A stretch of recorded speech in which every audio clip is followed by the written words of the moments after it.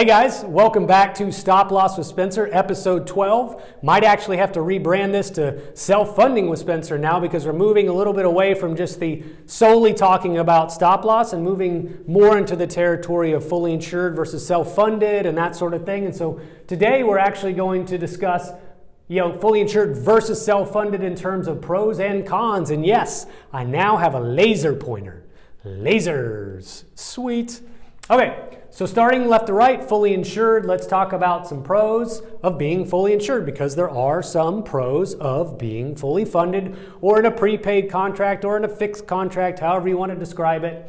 It is easier, right? You exchange premium in exchange for the carrier taking on your risk. As long as you're paying on time and as long as your head count isn't fluctuating all the time, it's pretty easy. They give you a plan design, you say, yeah, that looks pretty good, seems pretty competitive, okay, we'll buy that one. Sweet, that's it.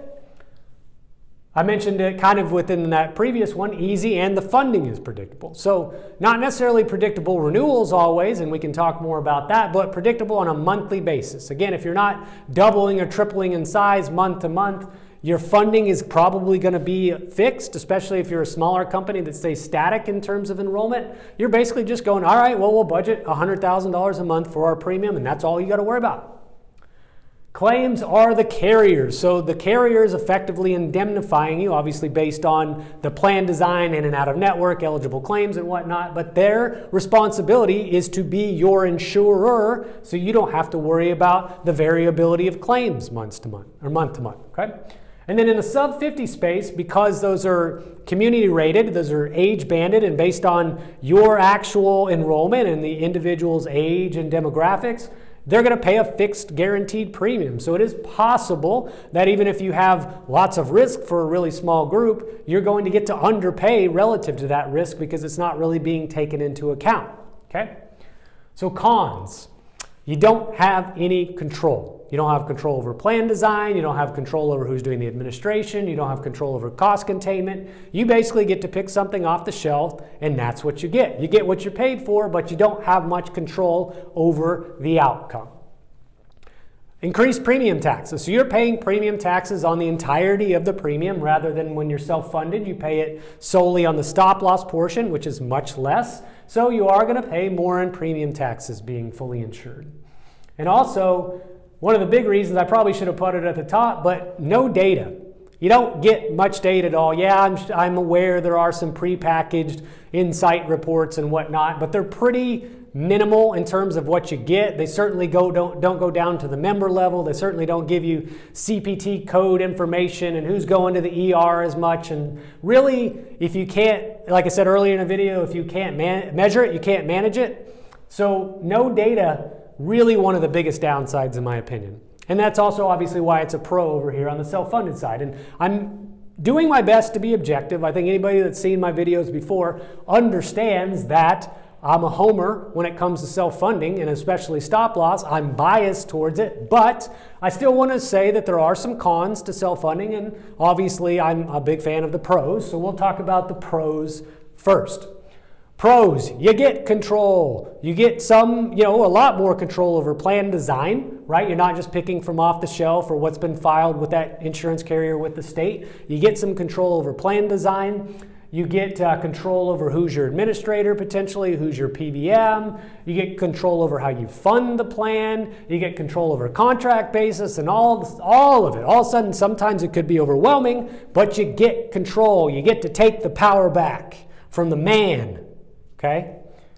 You get to keep the surplus. If there's money left over, right, from your funding, you basically predicted your claims and all your fixed costs and you funded towards whatever that number may be. If there's dollars left over at the end of the year, guess what? You get to keep it. Not in the fully insured world, that carrier gets to keep it. Okay, so that's a real obvious pro of being self-funded. Doesn't always mean you're going to have a surplus. You have to keep that in mind.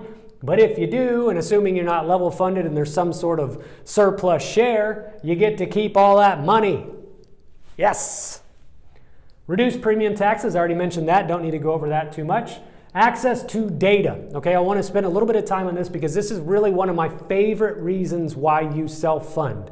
And assuming you're not in a bundled arrangement, assuming you're not looking at ASO where there's still a little bit more of a limited data set, when you work with a really good independent TPA, and especially if you kind of have a data analytics partner that's really drilling in and digging into your data, you can find out all sorts of insights with your claim spend if you've got the will to self-fund and if you've got the right partners. I mean, if you find out we've got 15 members in this location constantly going to the ER for services that could have been taken to an urgent care, and we could have reduced plan spend $1,500 per instance, all of a sudden you've got real actionable information to help with steerage and to help with member education and all sorts of stuff. Change your plan design to change behavior. There's lots of stuff you can do when you have data elements that you can actually use to take action. And then cost containment, right? That kind of ties in with access to data. You can get out in front of claims. If you have predictive modeling or if you have those types of insights that I described earlier, then you can get out in front of them by doing sort of some cost containment things to prevent some of those abuses or misuses of the plan that might happen under fully insured when you don't know what's going on. But to be fair, we got to talk about some cons of self-funding as well. One of the biggest cons is it's more complex. It's more difficult to understand. I mean, even if you are bundled, you still got to worry about your stop loss and your administrator, your PBM, all those pieces. Even if they come off the shelf, there's still different elements that are now being coordinated, and especially the stop loss itself and all the contract elements and whatnot. It becomes more complex, and this is where a really good, strong consultant or broker is going to be your greatest ally to help you not only navigate this world, but put together a strategy that pulls all these moving parts together so you can manage them. The variability of cost, obviously. As a self-funded employer, you're saying, I'm going to deal with some variability from month to month of claims, and I need to know how to fund appropriately to offset some of those months that are higher than expected, right? So rather than just paying premium that's flat every single month, you're going to have variability based on your claim spend as it comes in. This is the pay-as-you-go element of being self-funded. It's not always cheaper. I think it's really important, right? A lot of people want to self-fund because their buddies down the street said they self-funded and it's cheaper. Well, maybe it was for them, and maybe it was for them in some years, but I can guarantee it's not always going to be cheaper in all years. And if the only reason you're looking to self-fund is because you're chasing a cheaper plan spend, well, you're probably setting yourself up for failure. And last but not least, this is really important to understand as well. You're, as the employer, as you decide to transition to being self-funded, you're now assuming the claims risk. So you got to have appropriate stop loss in place. Obviously, a great TPA helping you manage and catch ineligible claims and not auto-adjudicating too much. You're assuming the risk. You've got to pay it, right? And if you had a misalignment of stop loss contracts and you have a gap in coverage, guess what? You're in for a rude awakening. So you have to really understand that you're absorbing a lot more risk as a self-funded employer. So again, make sure you have a plan in place and you have a great advisor, all right?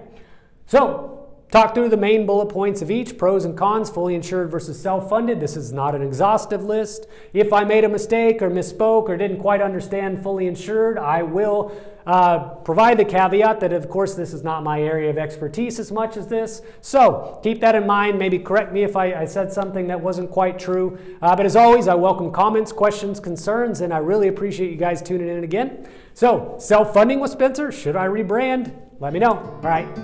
See you guys.